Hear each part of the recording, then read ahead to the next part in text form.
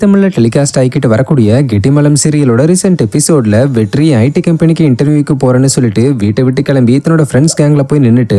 வீட்டுல ஐடி வேலைன்னு வீராப்பா பேசிட்டு வந்துட்டேன், எப்படியாவது எனக்கு ஏதாவது ஒரு வேலையா வாங்கி கொடுங்கடான்னு வெற்றி தன்னோட ஃப்ரெண்ட்ஸ் கிட்ட பேச, அப்ப வெற்றியோட ஃப்ரெண்டு வெற்றி கிட்ட நீ பார்க்க போறது பேங்க்ல கொடுக்குற லோன் அமௌண்ட்டை கலெக்ஷன் பண்ற வேலைன்னு சொல்லி எக்ஸ்பிளைன் பண்ண, அதுக்கு வெற்றி என்னடா இது கந்து வெட்டி வேலையான்னு சர்காஸ்டிக்கா பேச, கிட்டத்தட்ட அப்படிதான், பட் இந்த வேலைக்கும் அந்த வேலைக்கும் யூனிஃபார்ம் தான் டிஃபரெண்ட்னு சொல்லிட்டு லோன் வாங்கினவங்கள திட்டக்கூடாது, அடிக்கக்கூடாது, முதல்ல வாய்க்குள்ள மாட்டின பொருளை சைலண்டா கையை விட்டு எடுத்துட்டு வர மாதிரி லோன் அமௌண்ட் பேசி வாங்கிட்டு வரணும்னு சொல்லி வெற்றியோட 2 ஃப்ரெண்ட்ஸும் வேலையை பத்தி பயங்கரமா விளக்கி லோன் அமௌண்ட்டை கலெக்ஷன் பண்ணக்கூடிய லிஸ்ட்டை கொடுத்து வேலைக்கு